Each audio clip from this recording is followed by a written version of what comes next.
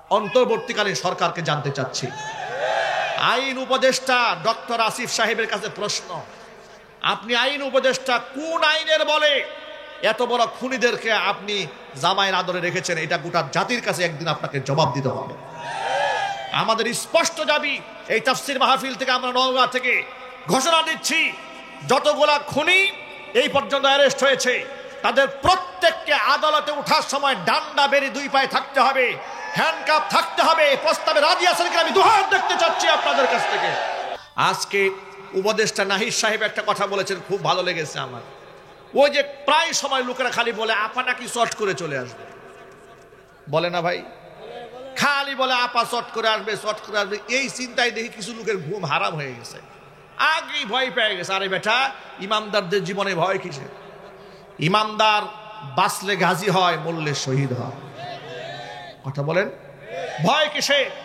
নাহিদ সাহেব চমৎকার কথা বলেছেন। নাহিদ সাহেব বলেছেন, হ্যাঁ আপা আসবে, অবশ্য আসবে। উনি শাস্তির মুখোমুখি হতে আসবেন, ফাঁসির দণ্ডে ঝুলার জন্য আসবেন। ফাঁসির রশিতে ঝুলাবার জন্য গোটা জাতিকে প্রস্তুত থাকতে হবে।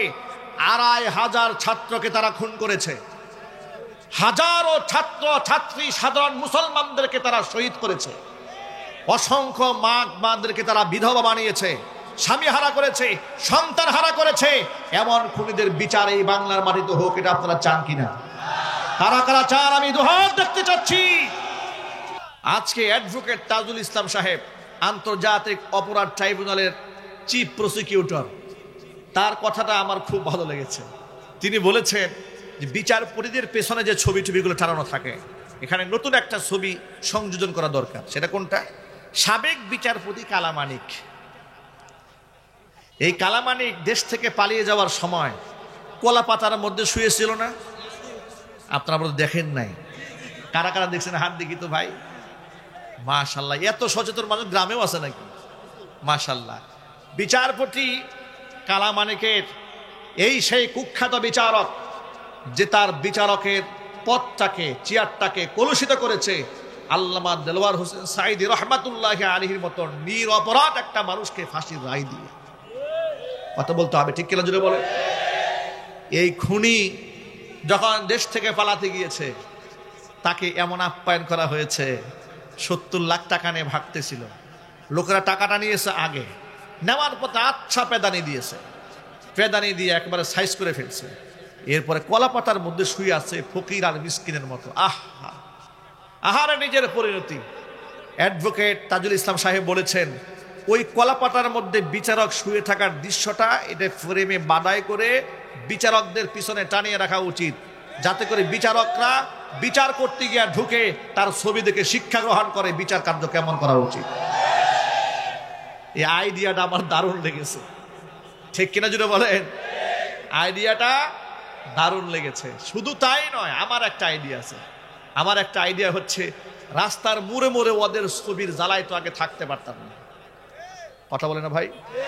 রাস্তার মোড়ে মোড়ে ওদের ছবি ছিল না, ব্যানার ছিল না, একেবারে আমার নেতার চরিত্র ফুলের মতো পবিত্র, নামাজ পড়া নাই এক ওয়াক্ত, বিরাট বিরাট ছবি আছে না নাই? তো এক একজন নেতা তো এক একটা চোর, বড় বড় চোর। এদের বিরুদ্ধে যতগুলো চোরে এবং খুনের মামলা হয়েছে, এদের ছবিগুলা ডিস্ট্রিক্ট ওয়াইজ বড় বড় ব্যানার করে জুতার মালা দিয়ে টানায় রাখা উচিত, যাতে করে গোটা দেশের মানুষ দেখে অন্যায় করলে, অপরাধ করলে মানুষের সামনে কেমন লাঞ্ছিত, অপমানিত হতে হয়। আন্তর্জাতিক অপরাধ ট্রাইব্যুনালে কয়েকদিন আগে এদেরকে হাজির করা হয়েছে, দেখেছি হাতের মধ্যে হ্যান্ডকাপ নাই, পায়ের মধ্যে ডান্ডা বেরি নাই। একজন হাসতে হাসতে প্রিজন ভ্যান থেকে নামতেছে। আমার এই দৃশ্য দেখে কলিজায় আঘাত লেগেছে। আলেমদেরকে ডান্ডা বেরি দিয়ে হাজির করা হতো, আর এই সমস্ত ব্যক্তিদেরকে রাষ্ট্রের দ্রোহী যারা মানুষকে খুন করেছে প্ল্যান করে ঠান্ডা মাথায়, এরা জামাইয়ের মতো হাসতে হাসতে আসবে। এই দৃশ্য আমরা বরদাস্ত করতে পারবো না। অন্তর্বর্তীকালীন সরকারকে বলছি, কাকে খুশি করার জন্য আপনারা এদের হাতে হ্যান্ডকাপ পরান নাই? ওই শাহজাহান খান বলেছে আমরা ২-৪-৫ বারের এমপি, আমাদের একটা সম্মান আছে। আচ্ছা, আপনাদের কাছে ছোট্ট করে আমি জানতে চাচ্ছি, এই সমস্ত এমপির চাইতে মাওলানা দেলোয়ার হোসেন সাঈদীর সম্মান কম ছিল? এরকম জবাব শুনতে চাই না, টাটকা ইমানদারের মতো জবাব দেবেন। এই সমস্ত লম্পটদের চাইতে শহীদ দেলোয়ার হোসেন সাঈদী রহমাতুল্লাহি আলাইহির সম্মান কম ছিল? তাকে তারা কেমন বেইজ্জত করেছে। তার ছবিকে ব্যঙ্গ করে শাহবাগ চত্বরে ওরা মিছিল করিয়েছে। কথা বলতে হবে ঠিক কিনা? রাজাকার সাজিয়ে কুত্তার মাথায় টুপি দিয়ে তারা রাস্তায় রাস্তায় ঘুরিয়েছে। শুধু কি তাই, এই দেশের দাড়ি এবং টুপিওয়ালাদেরকে বড় বড় দাঁত দিয়ে রাক্ষস বানায়া টুপি দাড়িকে বেইজ্জত তারা করেছে। তখন সম্মানে আঘাত হানে নাই। আমাকেও 2018 সালে মাহফিলের স্টেজ থেকে নামিয়ে মামলা দিয়ে দিয়েছে। আমার পকেটের মধ্যে নাকি ককটেল বোমা পাওয়া গেছে। আমাকেও মামলা দিয়ে দিয়েছে। 150 আসামি আমাকে 1 নম্বর আসামি বানিয়ে আমাকে কারাগারে ঢুকিয়ে দিয়েছে। জিজ্ঞেস করেছে আমার অপরাধটা কি, বলে কোনো অপরাধ নাই, সব উপরের নির্দেশ, ঢুকিয়ে দিয়েছে। আমাদের সাথে যদি এমন বেইজ্জতি আচরণ করতে পারে, খুনিদেরকে সম্মান কেন করা হবে? এটা আমরা গরু ছাগলের মতো টানতে হবে এদেরকে, ঠিক কিনা যদি বলেন? এত সহজে আমরা ছাড়বো না।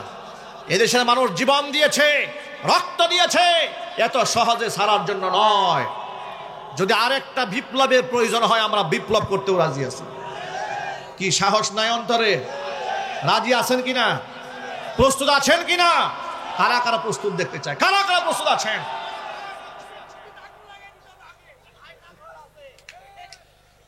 আয়না ঘরগুলা ওদের জন্য বরাদ্দ রাখতে হবে, ঠিক কিনা যদি বলেন?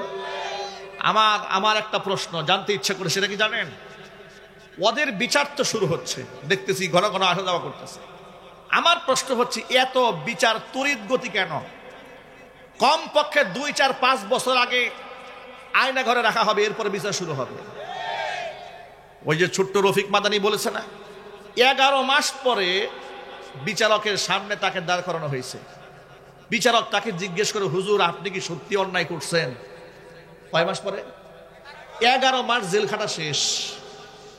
11 মাস পরে বিচারক জিজ্ঞেস করে, আপনি কি সত্যি অন্যায়টা করছেন কিনা? তাহলে এবার আপনারা বলেন, এই 11টা মাস তাকে জেলের মধ্যে বন্দি রাখা হলো। এমন কত আসামি আমরা দেখেছি নিরপরাধ, রাস্তা থেকে উঠাই নিয়ে গেছে, দোকান থেকে উঠিয়ে নিয়ে গেছে। গুম, খুন, হত্যা, মারামারি, হানাহানি, এগুলা যারা করেছে, তাদের প্রতি যারা প্রেম দেখাবে, তাদের সাথে আমার দুশ্মনী আছে, ঠিক কিনা যদি বলেন? যুবকেরা মনে রাখবেন, আল হুব্বু ফিল্লাহ ওয়াল বুগদু ফিল্লাহ। কাউকে ভালোবাসবো আল্লাহর জন্য, কাউকে ঘৃণাও করবো আল্লাহর জন্য। ভয়ের কোনো কারণ নাই। ও যুবক ভাইরা আমার, ইমানদার ব্যক্তি বাঁচলে গাজী হবে, মরলে শহীদ হয়ে যাবে, হারাবার তো কিছু নাই। প্রত্যেকটা মুমিন মুসলমানের অন্তরে ইমানের জজবা রাখতে হবে, আল্লাহ তোমার পথে আমি শহীদ হতে চাই। বিখ্যাত সাহাবী, জান্নাতের সুসংবাদ প্রাপ্ত 10 জন সাহাবীর মধ্যে অন্যতম সাহাবীর নাম খালিদ বিন ওয়ালিদ রাদিয়াল্লাহু তাআলা আনহু। এই খালিদ বিন ওয়ালিদ রাদিয়াল্লাহু তাআলা আনহু বৃদ্ধ বয়সে নিজে যখন তিনি বিছানায় শুয়ে কাতরাচ্ছিলেন, মৃত্যু যন্ত্রণায় কষ্ট পাচ্ছিলেন, বার্ধক্যজনিত রোগে আক্রান্ত হয়ে স্ত্রীকে ডেকে জিজ্ঞেস করলেন, প্রিয়তমা স্ত্রী, আমার পায়ের তলা থেকে শুরু করে একেবারে মাথা পর্যন্ত একটু পুরা দেহের সমস্ত অঙ্গ প্রত্যঙ্গ তুমি চেক করে দেখো তো, দেহের মধ্যে এমন একটা অঙ্গ বাকি আছে নাকি যেখানে জিহাদের ময়দানের আঘাতের চিহ্ন নাই? দেখো তো একটু খোঁজ করে, সুবহানাল্লাহ কোন।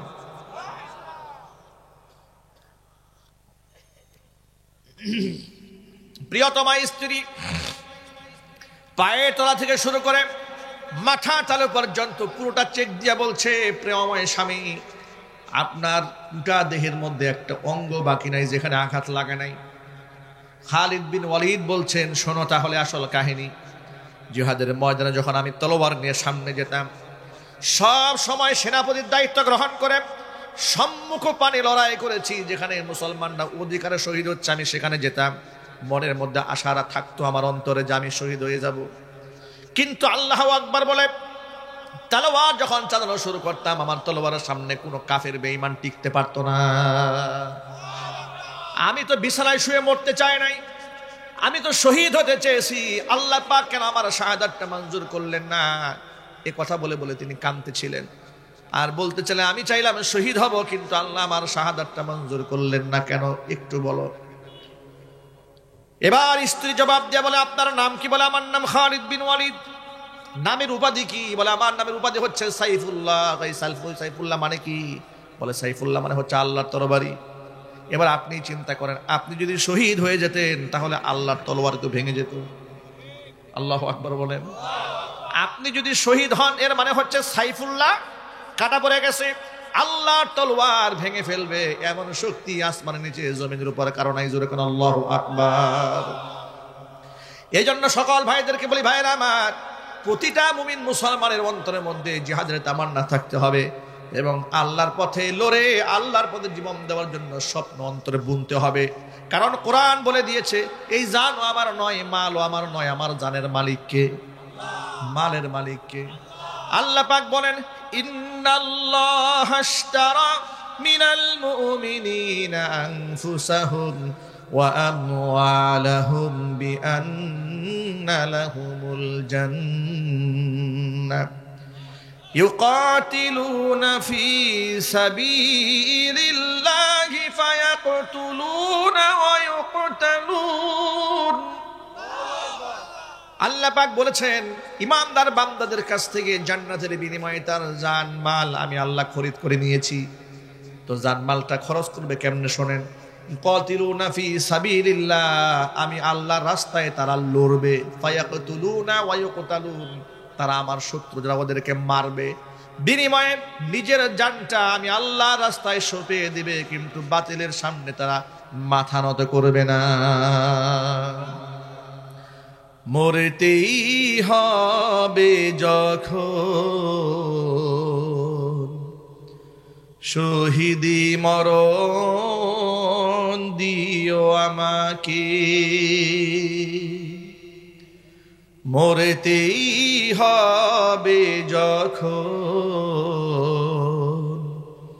শহীদি মরণ দিও আমাকে। শাহাদাত জানি শুধুই জীবন, শাহাদাত জানি শুধুই জীবন, সে জীবন দিও আমাকে, মরতেই হবে যখন শহীদি মরণ দিও আমাকে, মরতেই হবে যখন শহীদি মরণ দিও আমাকে। মরণেও সুখ আমি পাবো জানি শাহাদাতে, হিসেব নিকেশ হতে ত্রাণ আছে জানি শাহাদাতে। তাই মিনতি তোমার কাছে, তাই মিনতি তোমার কাছে, হাজার শাহাদাত দিও আমাকে, মরতেই হবে যখন শহীদি মরণ দিও আমাকে, মরতেই হবে যখন শহীদি মরণ দিও আমাকে। শাহাদাত জানি শুধুই জীবন, সে জীবন দিও আমাকে, মরতেই হবে যখন শহীদি মরণ দিও আমাকে, মরতেই হবে যখন শহীদি মরণ দিও আমাকে। সকলেই বলেন আল্লাহুম্মা আমিন। প্রিয় ভাইরা, মরতে তো হবেই, না টিকে থাকতে পারবো কিয়ামত পর্যন্ত? হয়তো যক্ষায়, না হয় কলেরায়, না হয় ডায়াবেটিসে, না হয় ফুসফুসে ক্যান্সার হয়ে, না হয় লিভার ক্যান্সার হয়ে, না হয় কিডনি পচে, না হয় রোড অ্যাক্সিডেন্ট করে। মরতে তো হবেই ভাই, ঠিক কিনা বলেন? কতভাবেই তো মানুষ মরে যাচ্ছে। এইভাবে কিডনি পচে হাবিজাবি করে বিছানায় পায়খানা প্রস্রাব করে মৃত্যুবরণ করার চেয়ে আল্লাহর দরবারে শহীদ হয়ে মরার সম্মান আছে না ভাই? আরো জোরে বলেন। আল্লাহর কাছে সবসময় দোয়া করবেন, আল্লাহ আল্লাহুম্মা রযুকনি শাহাদাতান ফি সাবিলিক, আল্লাহ তোমার পথে তুমি আমাকে শহীদ মৃত্যু দান করো। জোরে কোন আমিন।